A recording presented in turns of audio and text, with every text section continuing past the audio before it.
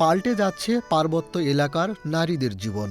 আগে পাহাড়ি নারীরা দিনের বেশিরভাগ সময় ব্যয় করতেন পানি সংগ্রহের কাজে।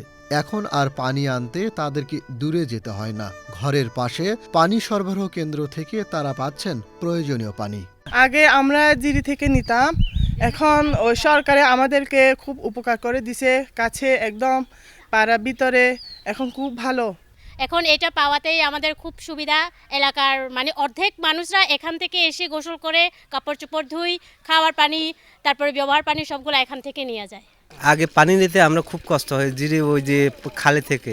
এখন যে পানির জন্য কোনো সুবিধা হয় না, আমরা বাড়ি বের করে পানি পেয়ে যাই, পানি যে পরিষ্কার পাই আমরা।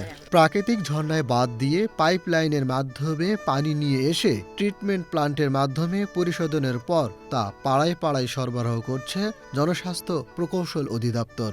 যে সমস্ত এলাকায় কোনো অবস্থাতে পানি বালির স্তর ভেদ করা যায় না এবং গ্র্যাভিটি ফ্লো সিস্টেমের মাধ্যমে বিভিন্ন সরা ঝর্ণা থেকে আমরা পানি নিয়ে বিভিন্ন গ্রামে পাড়ায় আমরা পানীয় জলের সুপেয় ব্যবস্থা করে দিয়েছি। নিরাপদ পানি বদলে দিয়েছে জীবনধারা, মুক্তি মিলেছে বিভিন্ন পানিবাহিত রোগ থেকেও।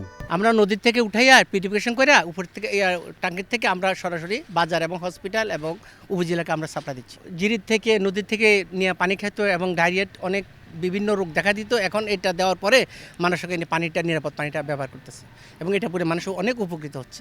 গত 11 বছরে বান্দরবনে দ্বিগুণেরও বেশি মানুষ নিরাপদ সুপেয় পানির আওতায় এসেছে। জিএফএস এর যে পানিটা আমরা সরবরাহ করে থাকি এটা নিরাপদ পানি এবং জনগণের পানযোগ্য এবং সকল গৃহস্থলী কাজে ব্যবহারযোগ্য পানি। অচিরেই শতভাগ নিরাপদ পানি ও স্যানিটেশন কাভারেজের আওতায় আসবে পুরো বান্দরবন জেলা, এমনটাই প্রত্যাশা সংশ্লিষ্টদের। আমজাদ হোসেন, বাংলাদেশ টেলিভিশন।